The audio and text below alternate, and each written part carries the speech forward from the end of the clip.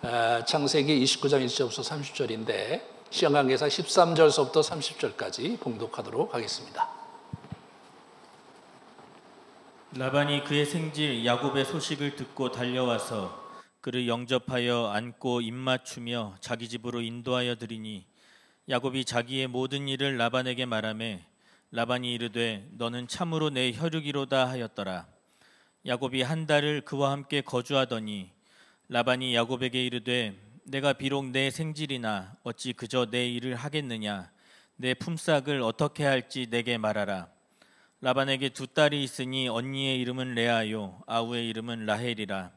레아는 시력이 약하고 라헬은 곱고 아리따우니 야곱이 라헬을 더 사랑함으로 대답하되 내가 외삼촌의 작은 딸 라헬을 위하여 외삼촌에게 7년을 섬기리이다. 라반이 이르되 그를 내게 주는 것이 타인에게 주는 것보다 나으니 나와 함께 있으라. 야곱이 라헬을 위하여 7년 동안 라반을 섬겼으나 그를 사랑하는 까닭에 7년을 며칠같이 여겼더라. 야곱이 라반에게 이르되 내 기한이 찼으니 내 아내를 내게 주소서. 내가 그에게 들어가겠나이다. 라반이 그곳 사람을 다 모아 잔치하고 저녁에 그의 딸 레아를 야곱에게로 데려가매 야곱이 그에게로 들어가니라. 라반이 또 그의 여종 실바를 그의 딸 레아에게 시녀로 주었더라. 야곱이 아침에 보니 레아라. 라반에게 이르되 외삼촌이 어찌하여 내게 이같이 행하셨나이까. 내가 라헬을 위하여 외삼촌을 섬기지 아니하였나이까. 외삼촌이 나를 속이심은 어찌됨이니이까. 라반이 이르되 언니보다 아우를 먼저 주는 것은 우리 지방에서 하지 아니하는 바이라. 이를 위하여 7일을 채우라. 우리가 그도 내게 주리니 내가 또 나를 7년 동안 섬길지니라. 야곱이 그대로 하여 그 7일을 채우매 라반이 딸 라헬도 그에게 아내로 주고 라반이 또 그의 여종 빌하를 그의 딸 라헬에게 주어 시녀가 되게 하매 야곱이 또한 라헬에게로 들어갔고 그가 레아보다 라헬을 더 사랑하여 다시 7년 동안 라반을 섬겼더라. 아멘. 주님, 이 말씀을 가지고 이제 야곱의 그 성인으로서 가는 이 결혼 여정 속에서 그 이후에 그의 인생의 어려움과 또 그의 문제들을 비추어 보고 우리 자신의 인생을 성찰하면서 주님을 쫓아가기 원합니다. 이 시간 하나님 우리의 눈을 열어서 우리 모세가 우리에게 들려주고 싶은 이야기를 잘 귀담아 들을 수 있도록 축복해 주시옵소서. 예수님 이름으로 기도합니다. 아멘.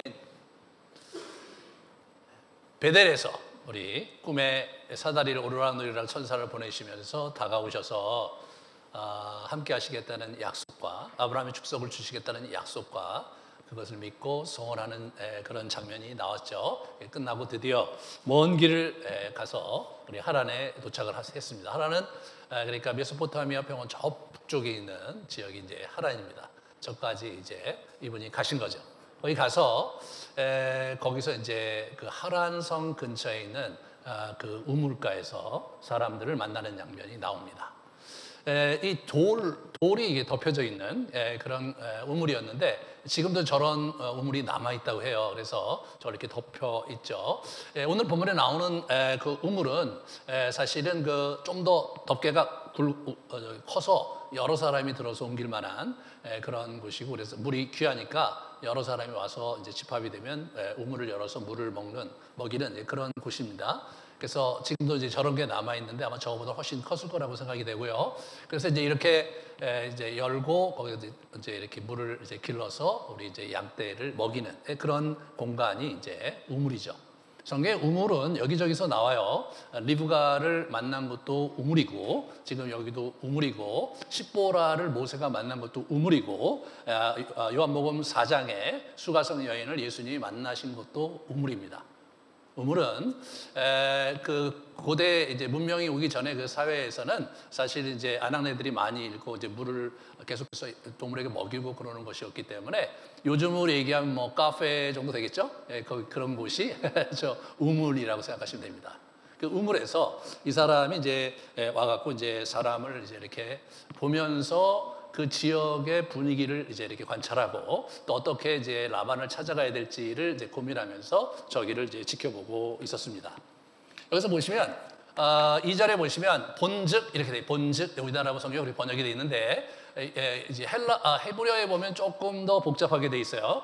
이제 NASB에 저렇게 번역을 했어요. Look and be, so and behold 이렇게 돼 있어요. 이제 look하고 so는 여러분이 아실 텐데 behold는 히브리어로 힌내에서 이게 감탄사예요. 와 이런 감탄사예요. 저게. 그러니까 지금 어떻게 된 거냐면 이분이 지금 이렇게 멀찍이 저쪽에 이제 우물에 사람들이 이렇게 있잖아요. 거기에 이제 이렇게 양떼들이 있고 거기를 이렇게 가만히 지켜보면서 이렇게 한 거예요. 이렇게 한 거예요. 이게 클로즈업하는 거예요. 클로즈업. 그러니까 이 그 구약의 이 내러티브는요. 이 이야기체는 이게 영화 시나리오와 같은 거예요. 이게 장면 구성을 생각하시면서 봐야 지금 저자가 의도하는 바가 뭔지를 알 수가 있는 거예요. 그러니까 오늘 본문에서 behold, 힌내라는 그러한 감탄사가 3군데 나오거든요. 근데 우리나라 성경 하나도 번역이 안 돼 있어요. 예, 그거를 빼면은 지금 이 저 감정선이 어떻게 흘러가는지를 우리가 놓칠 수밖에 없는 거죠. 이 사람이 이제 헉하고 이제 놀랬어요.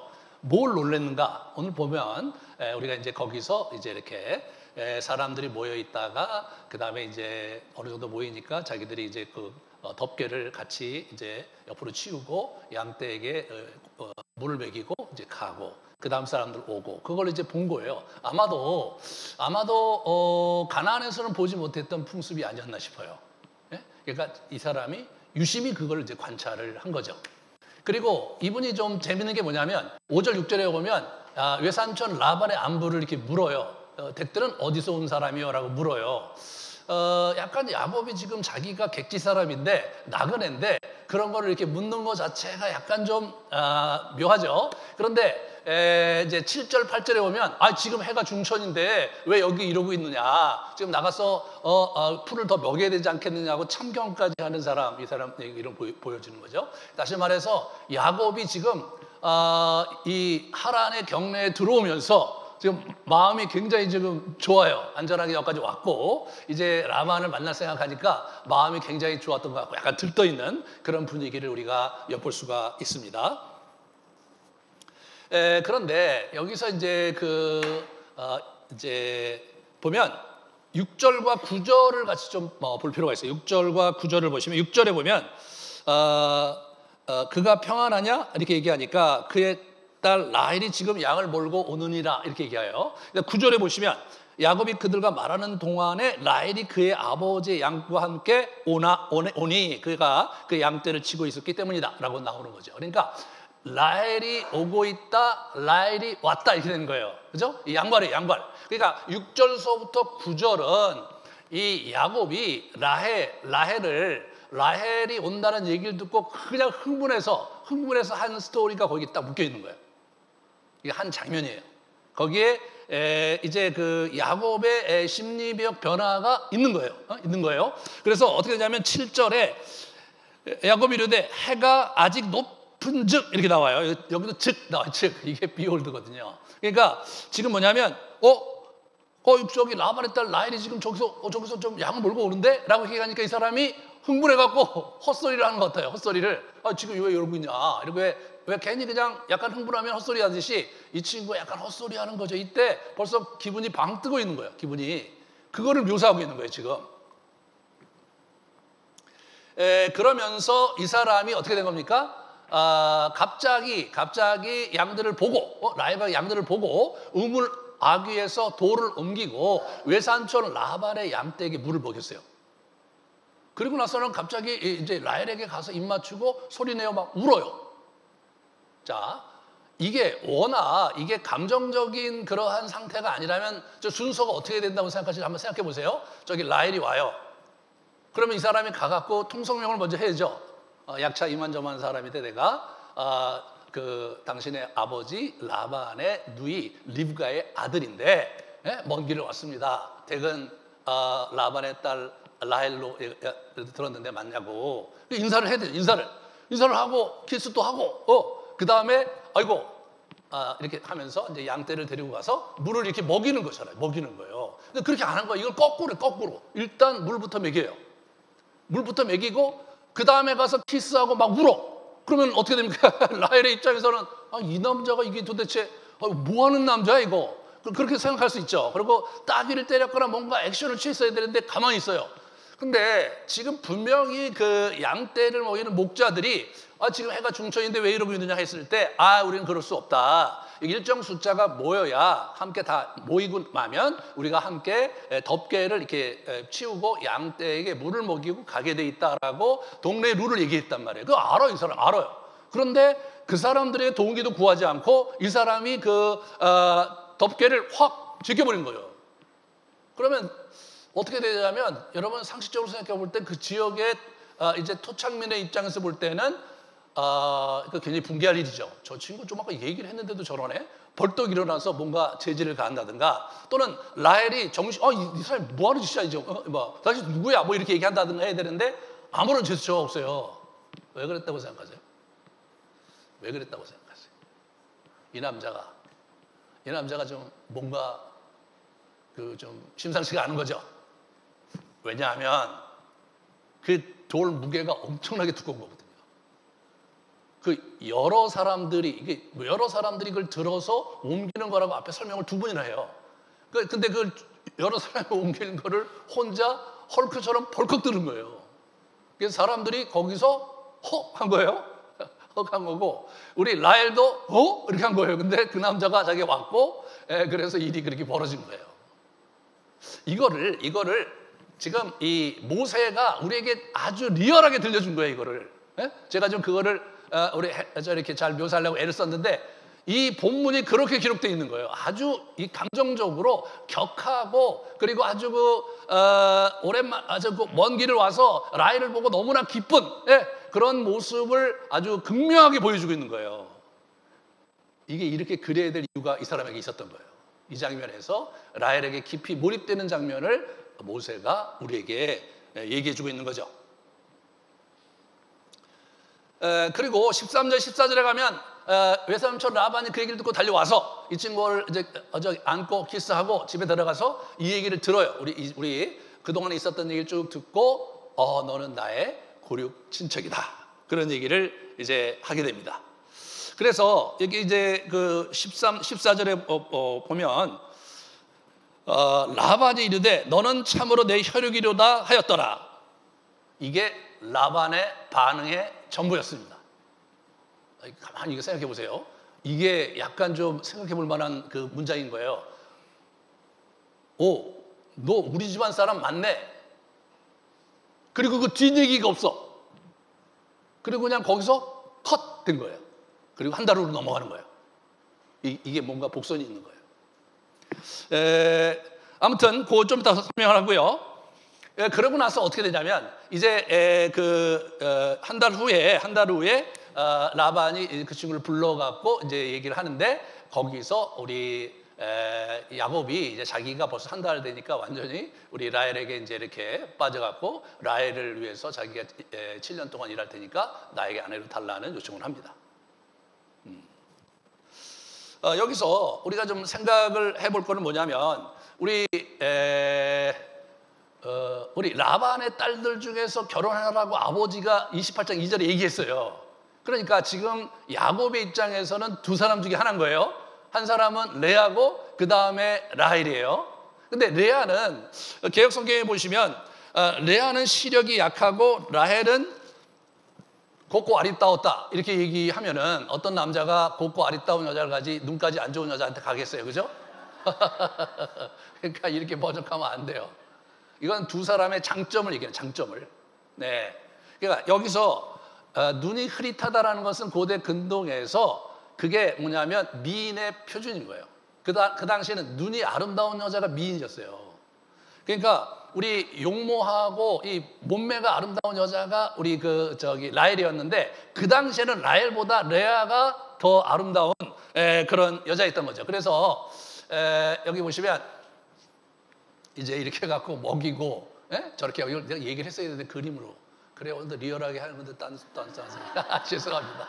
아무튼 자기가 일이 그렇게 됐어요. 자 여기 보시면 우리 이 레아와 라헬의 비교를 보면 이게 NAB에는 분명히 weak 그러니까 이게 문자적으로는 그런데 의역을 하면 lovely, lovely, tender-eyed, 그죠? pretty eyes 이렇게 나오잖아요. 세 번역에는 레아는 눈매가 부드러웠다 이렇게 나오는 거예요.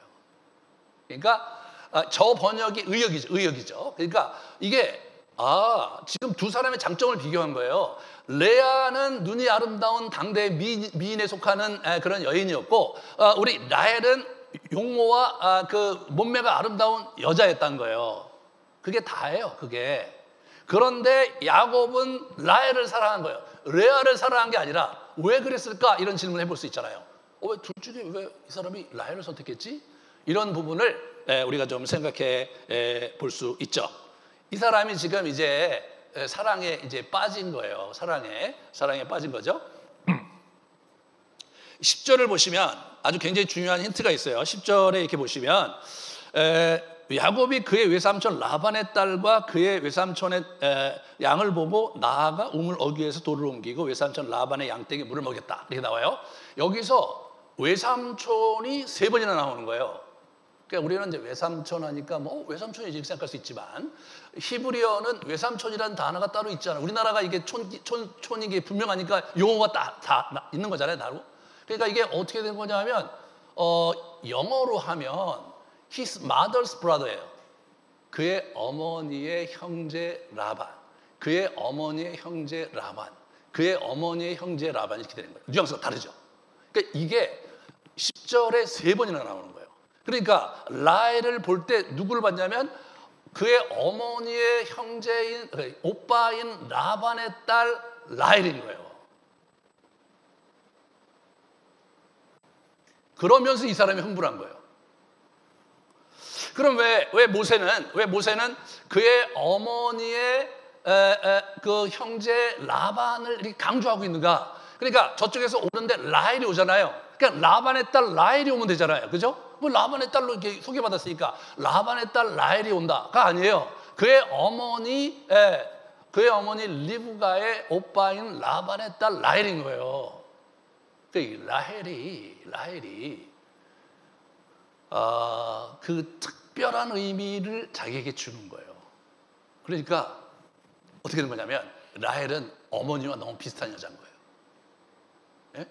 그러니까 어머니와 비슷한 성격의 소유자예요. 이 라헬이 굉장히 그 주도적이고 적극적이거든요. 그리고 뭔가 쟁취하려고 하는 그런 여자예요. 근데 리브가도 마찬가지잖아요. 그죠? 리브가도 27장에 보면 자기 남편을 좌지우지하는 아주 강한 여자로 나와요. 24장에 가면 어떻게 됩니까? 지난번에 제가 얘기했듯이 리브가는 아브라함의 그 종이 와서 물을 달라고 했을 때 물을 주고 서비스로 그 우리 낙타 10마리에게 물을 줬어요. 예? 낙타 10마리가 한 마리당 한 50리터에서 100리터의 물을 먹는 거예요. 그거를 이 여자가 엄청나게 수십 드럼의 물을 가져다가 이렇게 서비스로 주는 거예요. 그죠? 물 한 바가지 주인한테 주고 나머지 이 친구를 쫙 먹이는 그런 거를 뭐 아무것도 아닌 것처럼 하는 여자, 이 라헬인 거예요. 이 리브가인 거예요. 그게 누구예요? 엄마죠, 엄마. 그러니까 어떻게 된 거냐면 저쪽에 라헬이 온다 그런 거예요. 온다고 얘기 들었어요. 온다고 얘기 들었어. 그래서 좀 흥분이 됐겠죠. 근데 이렇게 그 다음에 왔다고 해서 딱 봤는데 보고 나서 어떻게 해요? 라헬에게 달려가질 않는 거예요. 이 남자가. 라헬에게 안 달아가. 흥분한 거죠. 그래서 이거 막 저기 너무 흥분해갖고 이제 들어버린 거예요. 그 개를 돌덮개를 들어버린 거예요. 예, 휠이 꽂힌 거예요. 그 얘기를 하고 있는 거예요. 꽂힌 거 뭐야? 오는데 어머니하고 너무 비슷한 여자가 오는 거예요. 예? 어머니하고 너무 비슷한 여자가 오는 거예요. 예, 그러니까 얼마나 이게 확 올라왔겠어요. 다뜩이나 엄마가 그리웠는데 엄마하고 비슷한 여자가 왔는데 이제 그 여자에 대해 호감을 이제 가질 수밖에 없는 거죠. 네? 그런 거예요. 저희 어머님이 청송심 가세요. 예? 청송심가요? 근데 저희가 이제 저기 용인 그 수지에 그때 거기 살았는데 거기 이제 심시 집성촌이에요. 거기에 보면 커다란 그 조사 할아버지 무덤이 있는데 그 사람이 누구냐면 우리 세종대왕의 이제 장인어른이에요. 세종대왕의 왕후가 성성심신 거예요. 그게 우리 어머니 그 조상이신 거예요. 그런데 너무 재밌는 건 뭐냐면 이 집안이 여자가 똑똑해요. 대대로 이제 조선시대 왕후 중에서 청선집 씨가 몇 명 나왔대요. 근데 그 마을에서 살았는데 보면 여자들은 다 똑똑한데 남자들은 그렇지가 않아요. 그 참 묘하더라고요. 그 분위기가 있어요. 분위기가 거기 이제 다른 분들이 이렇게 여자분들 이렇게 만나면 어머니하고 비슷한 데가 있어요. 이 분위기가 이 말하는 거 하며 그 손짓하는 거 하며 이런 게 굉장히 유사해요. 유사해. 그러니까 이 집안 내에 강한 피가 흐르는 거예요. 여러분 어떤 집안에 보면 이 남자 DNA가 강하면 그 집안의 남자는 비슷해. 그게 비슷해. 근데 어떤 집안은 여자가 비슷한 집안이 있어요. 이 집안이 여자가 비슷한 집안이에요. 그러니까 뭡니까? XX 염색체가 굉장히 강한 그 집안이 이 집안인 것 같아요. 이 집안인 것 같아요. 그래갖고 이 사람이 딱 보는 순간 완전히 어머니하고 너무나 비슷한 여자가 걸어오고 있는 거예요. 그러니까 막 엄청나게 흥분한 거예요. 그런데 누굽니까? 우리 모세가 그거를 그런 식으로 표현한 거예요. 그의 어머니의 오빠 라반, 그의 어머니의 오빠 라반, 그의 어머니의 오빠 라반. 이게 어머니를 계속 어머니를 강조한 거예요. 어머니와 너무 유사한 여자 라헬이 오고 있는 거예요. 이 사람이 거기에 굉장히 관심이 많았고 한 달 후에 사랑에 빠져버린 거죠. 이것이 우리 야곱의 인생의 불행이 되는 거죠. 이게 이 사랑, 이 청춘의 덫에 잘못 걸려들어갖고 이 사람이 고생을 참 많이 합니다. 이게 이제 우리가 이제 이 이야기 속에서 오늘 본문 이 29장과 30장 이야기 속에서 야곱이 어떻게 자기 자신의 결핍된 정서와 한계 속에서 대가를 치르는지를 보여주는 거예요. 그래서 보시면 우리 이렇게 보세요. 레이첼하고 레아잖아요. 제가 여러 번 찾아봤는데 저 참 잘 묘사를 한 거예요. 저 레아가 눈이 흐릿하게 보이잖아요. 약간 눈이 빛이 약하죠. 근데 라헬은 강해요. 저 여자 공격형이죠. 제가 생각하기 8번 같아요. 자, 이 여자가 이제 제가 볼 때는 이 눈이 그죠? 이 레아의 눈은 이렇게 약간 흐릿하고 이 파란 눈은 힘이 없어 보이죠. 굉장히 매력적이잖아요. 그냥 저런 여자이 저렇게 미인이었단 말이에요. 근데 눈에 안 들어온 거죠. 이 그림 중에서 이게 가장 레아의 이미지를 잘 담고 있는 그림이라 제가 생각했는데 이게 이제 레아가 저런 여자였어요. 앞으로 여러분 라헬과 레아를 비교하면서 조금 인생을 우리가 볼 텐데 잘 주목을 하셔야 돼요. 저 여자한테. 그리고 이 여자 그죠? 이 라헬이에요. 라헬. 아주 눈매가 매섭고 보통 여자 같지 않죠. 그죠? 저런 라헬이 저런 여자예요. 자, 그런데 이 두 사람이 이제 앞에 있는데 이 사람이 레아가 아니라 라헬에게 더 끌린 거예요. 그런 것은 왜냐하면 어머니의 이미지가 겹쳐져 있기 때문이라고 모세는 얘기해주고 있는 것 같아요. 제가 볼 때는.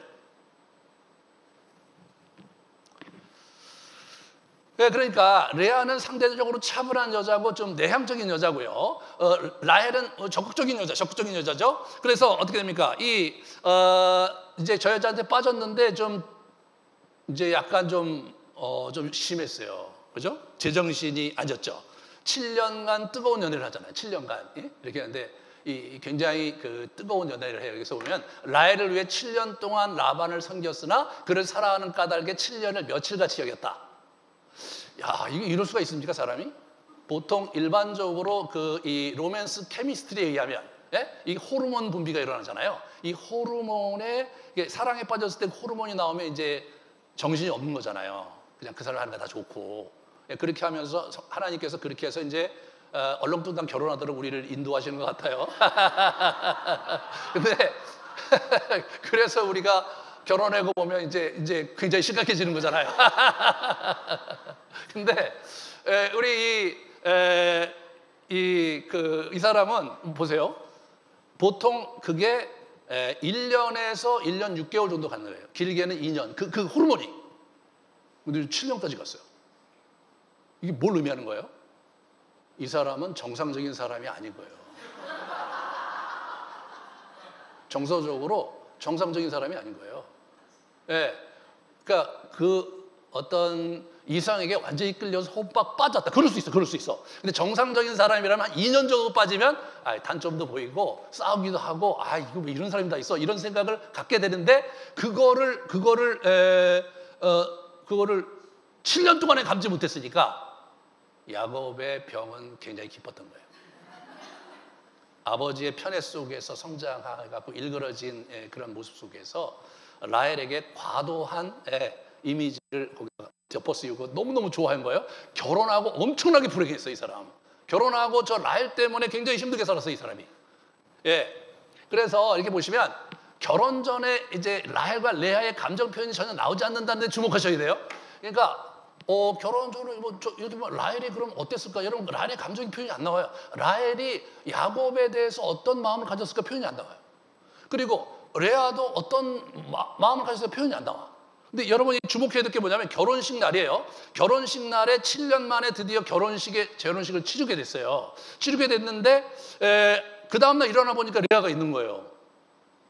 그렇다면 아버지가 그 당시 결혼의 어떤 그 결정권을 가졌기 때문에 아버지가 들이밀었겠죠. 너 가야 된다. 그러니까 레아의 성격상 아버지가 그랬으면 아무 말 안 할 만한 성격이에요. 근데 저는 이런 생각을 했어요. 라헬은 어디서 뭐 했을까?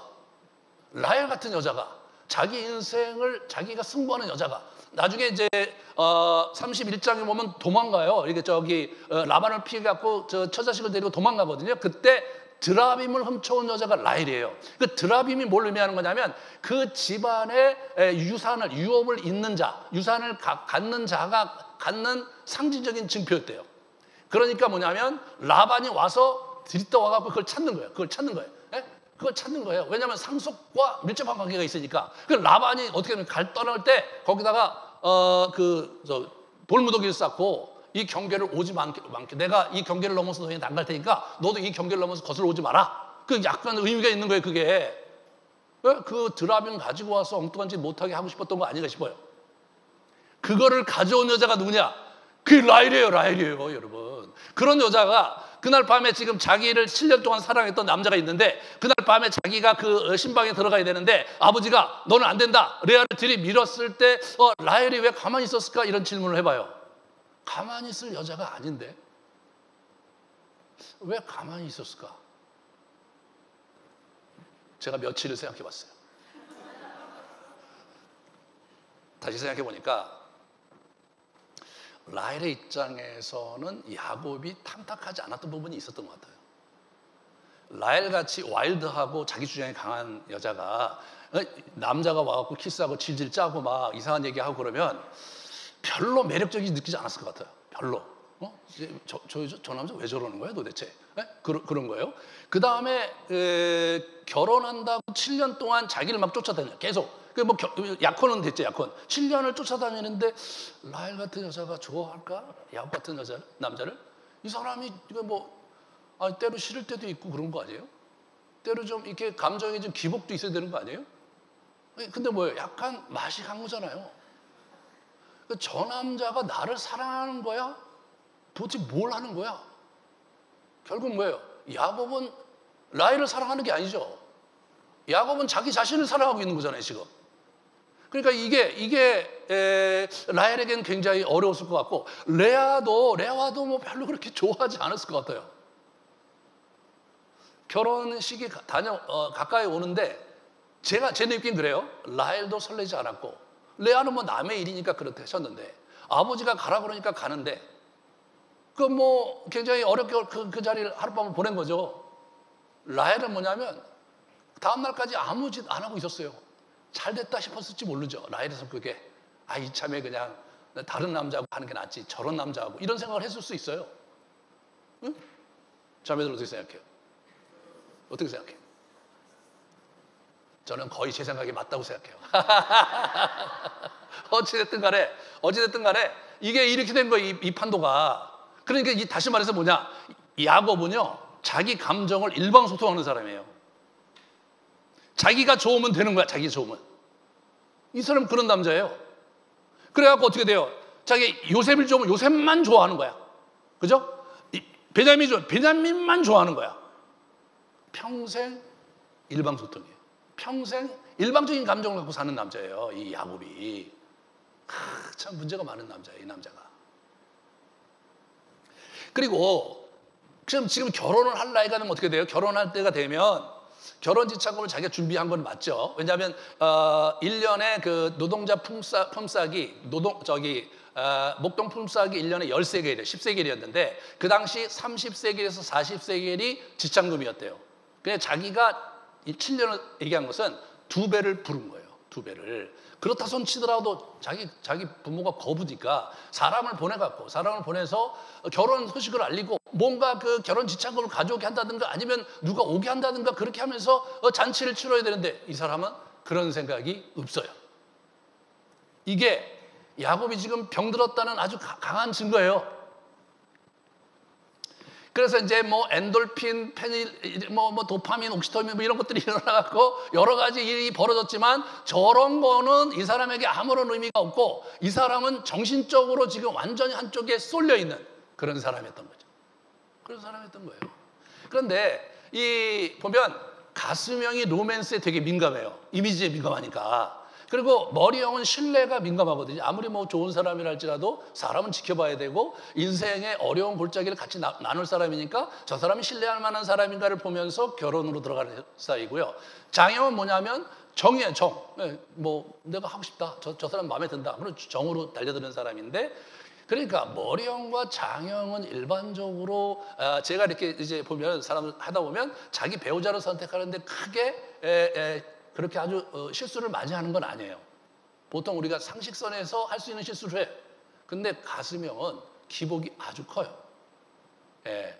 그래서 가슴형이 결혼하고 나서 후회하는 사람이 참 많아요. 네, 이 사람이 가슴형이잖아요, 지금. 그러니까 이 사람으로서 굉장히 취약한 장면에 이분이 이제 문제가 있는 상황이 된 거죠. 그래서 우리가 이제 그래갖고 이제 누구를 봐야 되냐면 저길 봐야죠, 우리 라반을 봐야 돼요. 이 사람은 자 라반이요. 이제 라반이 이제 야곱이 왔다는 소리고 득달같이 달려갔어요. 그래서 자기 인사를 하고 자기 집안에 드린 다음에 얘기를 했는데 이 친구가 지나간 얘기를 그냥 다 얘기를 했어. 다 얘기를 하고 라반이 딱 듣고 나서 뭐냐면 네가 우리의 고륙 친척 맞다. 딱 한마디 하고 나갔어요. 예? 거기서 이게 뭐냐면 장면이 끝났어요. 거기서 네가 어떻게 왔냐, 뭐 끌어안고 그래 앞으로 우리 잘 지내자. 이런 얘기가 안 한 거예요. 예? 그럼 끝난 거예요. 그 긴장이 있는 거죠. 네가 내 고륙 친척이 맞다. 이게 뭐 하는 얘기예요? 이게 이 집안이 좀 약간 다른 사람 등쳐먹고 이리저리 좀 해갖고 골탕 먹이고 이래갖고 자기 걸 취하는 그런 집안이잖아요. 리브가가 그런 여자였잖아요. 그런 여자였잖아요. 그 다음에 라반은 리브가 오빠잖아요. 대단해. 그래서 완전히 이제 야곱을 완전히 주무르고 훨씬 더 아주 강하게 라반이 그 야곱을 주무르잖아요. 그러니까 우리 집 씨가 맞네. 이런 얘기인가? 이 녀석도 나처럼 또는 엄마처럼 그런 놈이네. 그래서 아버지도 속이고 형 속이고 살 수 없어서 여기까지 도망온 놈이잖아. 이렇게 생각했던 것 같아요. 그런데 뭐가 있냐면 형이 누그러지면 어머니가 사람을 보낼 거라고 했잖아요. 그러니까 임시적으로 자기가 이제 의탁하면서 결혼하러 왔다고 얘기했잖아요. 그러니까 한 달 정도 기다려본 거예요. 기다려봤는데 소식이 없잖아요. 그러니까 그래도 이 친구를 어떻게 해보려고 그래 그러면 네가 일할 만큼 내가 해줄 테니까 네가 뭘 원하냐 그랬을 때 대뜸 이제 뭐냐면 결혼식 얘기를 한 거예요. 라헬 얘기를 한 거죠. 야곱은 자기 딴에는 일반적인 그 결혼 지참금의 2배를 불렀지만 라반의 생각은 다르죠. 라반은요 자기 누이 리브가의 결혼 지참금을 받던 40년 전에 그걸 받던 사람이에요. 봐요. 그의 누이 24장에 보면 코골이와 그의 손의 손목고리를 보고 또 그의 누이 리브가가 그 사람이 자기가 그러니까 이 손목고리 봤잖아요. 그죠? 코골이도 봤어요. 그 다음에 이제 나중에 결혼이 성사됐을 때 아브라함의 종이 땅에 엎드리면서 여호와께 절하고 은금 폐물과 의복을 꺼내서 리브가에게 주고 오라비와 어머니에게도 보물을 줬어요. 그러니까 이게 우리 목동 7년치 연봉은 아무것도 아닌 거예요. 거부가 준 결혼식 잔금이에요. 이걸 알고 있는 라반이 자기 딸 딱 둘 있는데 하나를 이게 70세겔로 끝내려고 하는 이 녀석이 이런 생각을 하지 않을 수가 없는 거죠. 여러분이 라반의 마음을 잘 봐야 돼요. 라반이 참 이게 마음이 힘들었어. 하여튼 얘네 집안이 굉장히 부자야. 그러니까 그 당시 리브가 때문에 우리가 굉장히 많은 득을 봤는데 이번에 그러면 우리 레아나 라헬 때문에 내가 큰 득을 봐야 되겠다고 생각했겠죠. 그런데 여러분 7년이면은 그 중에 뭐 얼마나 하지 않겠어요? 소식이 얼마나 하지 않겠어요? 7년이면 1, 2년 있다가 말겠지. 7년이 됐는데 안 온 거예요. 그리고 이 녀석이 와서 결혼을 하겠다고 한 거죠.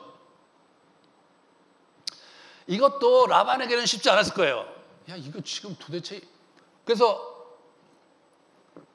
7년이 됐는데 라반은 결혼식을 준비할 전혀 없어. 근데 이제 야곱이 와서 결혼을 하겠다고 하는 거예요. 약속을 했으니까 하는데, 만약 여러분이 라반이었다면 지금 이 친구가 뭐 결혼을 한다고 그러는데 부모에게 연락을 안 했어요.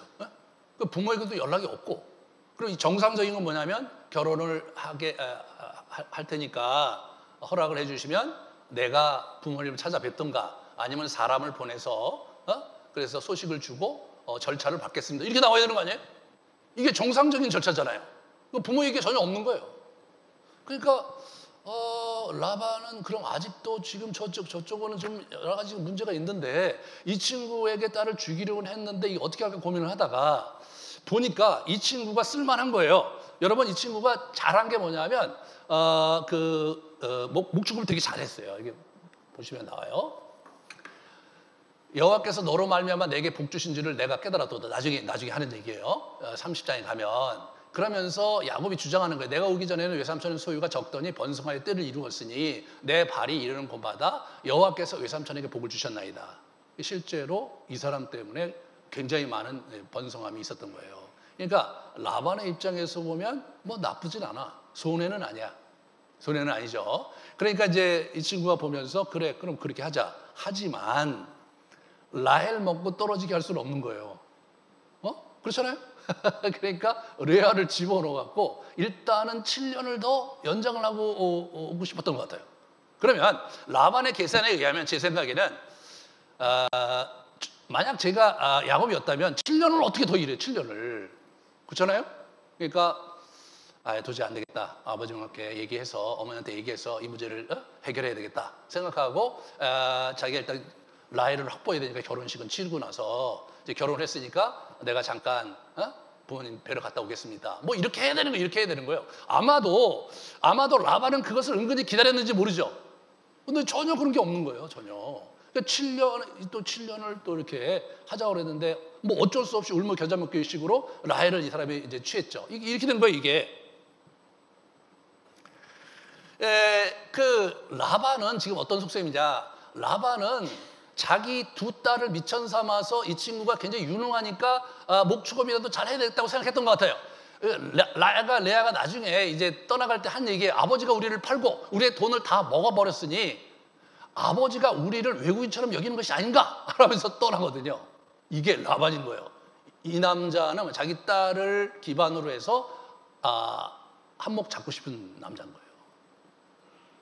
실제로 자기는 그 이삭이 거부니까 이게 잘하면 어떻게 돼요? 잘하면은 자기도 이제 결혼식 장군 받아갖고 이제 괜찮은 생활 형편이 필 수 있는 그런 절호의 기회인데 이 친구가 움직이질 않는 거죠.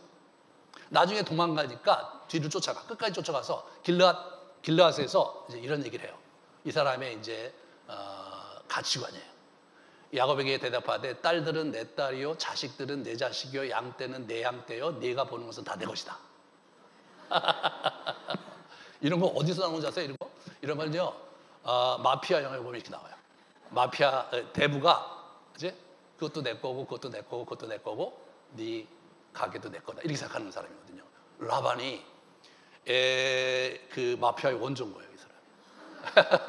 이게 성경에 나오는 마피아의 하나의 컨셉을 이 사람이 제공하는 그런 사람 같은데, 아무튼 이 사람은 그렇게 생각했던 것 같아요. 제가 보기에 나는 만약에 야곱이 자기 아버지 이삭에게 가서 얘기를 해서 결혼 지참금을 받으면 그것으로 내가 이제 이렇게 만족스러워할 텐데, 이 녀석은 전혀 아닌 거죠. 그러니까 이 사람은 뭐냐면, 이렇게 된 바에야 그냥 너는 평생 여기 나와 함께 있는 거다. 그러면 그게 다 내 거 아니냐 이거야. 네? 내 자녀들도 다, 딸들도 내 거고, 이 친구가 다 일궈놓은 모든 양떼 소떼 거 다 내 거단 말이죠. 그런 생각을 하고 산 거예요. 그런 사람 밑에 야곱이 들어간 거죠.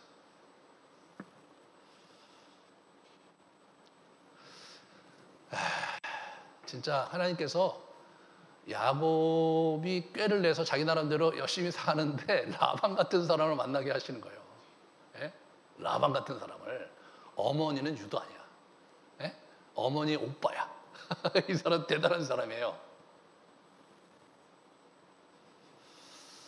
야곱은 결국은 속이고, 부모를 속이고, 아버지를 속이고, 형을 속이고 도망갔어요. 그런데 이 사람은 자기와 어머니와는 비교도 할 수 없을 정도의 엄청난 폭군을 만난 거예요. 엄청난 사기꾼을 만난 거예요. 그래서 우리 27장과 29장을 비교해 보면, 27장에 뭡니까? 27장은 동생을 형으로 착각한 거잖아요. 네? 동생을 형으로 아버지가. 여기는 뭐예요? 네, 여기는 형을 동생으로 착각한 거잖아요. 이게 약간 라반이 이제 이런 얘기를 해요. 왜 나한테, 분명히 나는 라헬을 위해서 7년을 살았는데 왜 나한테 이런 거짓말 하십니까? 이럴 수가 있습니까? 했을 때 라반이 뭐라고 그러냐면, 우리 이곳에서는 첫째를 남겨두고 둘째를 먼저 시집 보내는 일이 없다. 그런 얘기 하는 거예요. 여러분, 이게 뭐예요? 여기는 네가 사는 세상과 다르다, 이런 얘기 하는 거예요. 예? 여기는 네가 생각하는 판으로 움직여지는 게 아니다. 이 사기꾼아, 이렇게 얘기하는 거 아니에요. 예? 사기쳐서 도망온 놈이 누구 보러 사기짓한데? 이렇게 얘기하는 거예요. 거기서 야곱이 뻑한 거예요. 아무 말도 못해요. 그리고 라헬하고 자는 거죠. 그리고 7년을 더 일하는 거예요. 이 야곱은요, 분명히 가이드라인을 가지고 이제 와갖고 이제 결혼을 했지만, 이 사람은 뭐냐면, 하나님의 인도하심보다 자신의 열망에 더 근거했죠. 그죠? 하나님도 의식하지 않고 부모에게 알리지도 않았어요. 자기 감정에 충실해. 그럼 에서와 비교하면 어떻게 돼요? 에서와 야곱의 차이는 도끼는 객긴 아닌가요? 제가 생각하기에 5% 차이가 있는 것 같아요. 5% 게임이야. 그게 뭐냐면, 이 사람은 자기 형하고 다 똑같은데 딱 5%가 차이라는데, 아버지가 가라는 곳에서 아버지가 원하는 저기 집안의 여자하고 결혼하는 게 딱 그거 하나예요. 나머지는 다 에서와 같다. 그 5%에 하나님이 축복하신 거예요. 저는 우리가 정말 하나님의 축복에 대해서 이제 우리가 생각할 때 너무 이렇게 부담스럽게 갖지 않으셔도 될 것 같아요. 한 5%만 갖고 있어도 우리 인생을 승부해 볼 만하는 거예요. 대신 5% 가지면 고생은 많이 하죠. 이 사람 고생 많이 합니다. 그런데 분명한 것은 야곱이 갖고 있는 5%를 하나님께서 100%로 만들어 쓰시는 분이라는 거죠. 이게 정말 이 이야기 속에서 우리가 잘 붙잡아야 되는 거예요. 이 사람은 이 굴절된 감정에 매몰돼 갖고 엄청난 대가를 지불하죠. 하지만 하나님께서 이 친구를 축복하셔서 이 친구 지금 현재 스코어 5%야. 이 사람이 하나님 보시기에 5%지만 이거를 자꾸 늘려갖고 하나님 원하시는 분량까지 채워서 하나님께서 복을 주시는 분이세요. 이게 우리가 야곱 스토리에서 배워야 되는 거예요.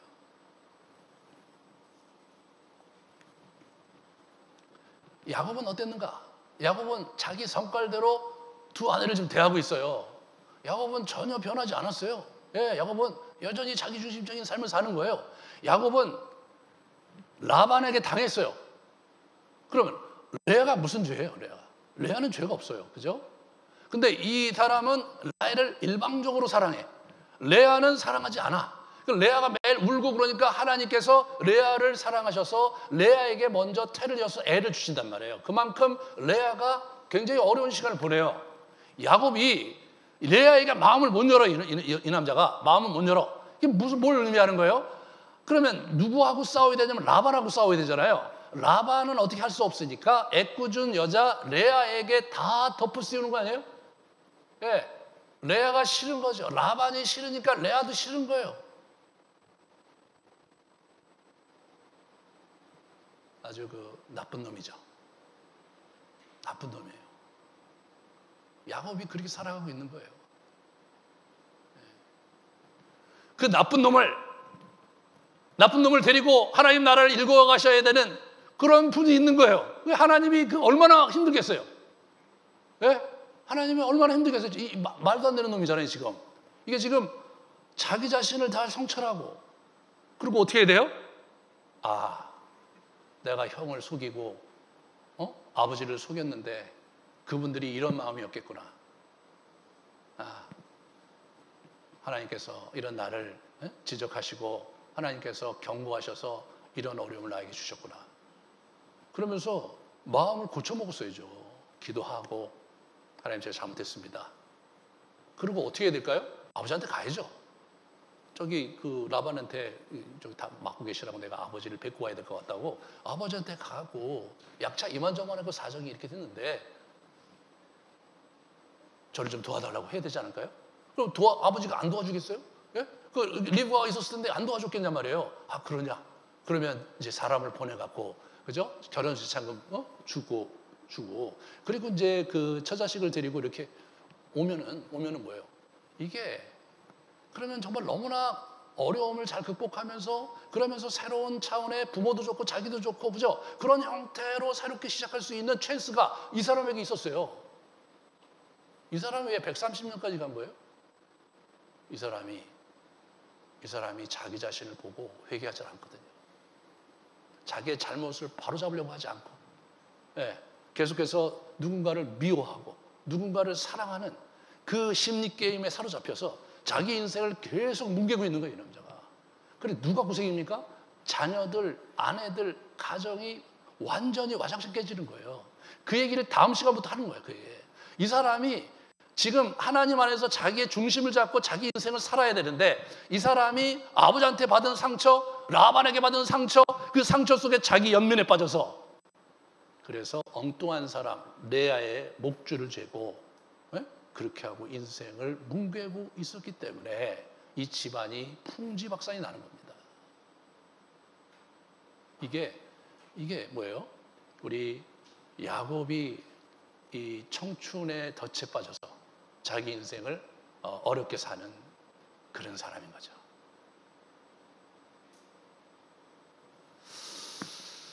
우리가 결혼하기 전에 이제 그 사람을 만나서 그래도 이제 건강한 사람들이 뭐 서로 좋은 점도 알고 나쁜 점도 알고 그리고 이제 뭐 나름대로 하고 결혼해서 나름대로 이제 소박하게 잘 살 수 있죠. 그렇게 사는 분들도 있어요.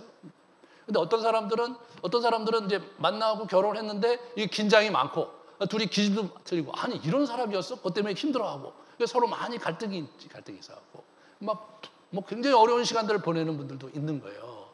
그럴 때 뭐예요? 우리가 그게 너 때문이다라고 생각하면 답이 안 나오는 거예요. 그죠? 그게 너 때문이다 이렇게 생각하시면 답이 안 나오는 거예요. 네. 나 때문이고 이게 왜 내가 여기까지 왔고 이 사람하고 내가 결혼하는 과정에서 뭐가 잘못됐고 내가 뭘 놓쳤고 그러면 하나님은 나에게 있어서 뭘 원하시는 걸까? 그런 걸 고민해야 되는 거예요. 그러면서 하나님과 자기의 관계를 회복하고 하나님 안에서 자기의 인생길을 바로잡는 게 먼저고 그게 된 다음에 그 다음에 자기 배우자와의 관계를 회복해 가야 돼요. 근데 이것은 원칙이고 실제로는 그렇게 되기 힘들죠. 저 자신도 뭐 만만치 않았습니다. 예? 굉장히 어려운 시간을 많이 보냈죠. 과거에 그런 어려움에 대해서 곁에서 보신 분들도 많지만 자주한 그런 일들이 있었던 거예요. 너무너무 이해가 안 되는 거예요. 아니 저 사람 왜 저런가? 예, 우리는 그렇게 열심히 교제되어 있고 살았는데 왜 나는 저런 걸 몰랐지? 이런 것 때문에 굉장히 힘들었던 거예요. 그래서 목회를 그만두고 각자의 길을 가는 게 좋겠다고 생각한 적이 여러 번 있어요. 그런데 야곱 이야기를 묵상하다가 답을 찾았어요. 아, 이거구나. 그 얘기를 다음 주부터 계속해서 해나가겠습니다. 예, 오늘 여러분과 제가 좀 같이 기도하기 원하는 것은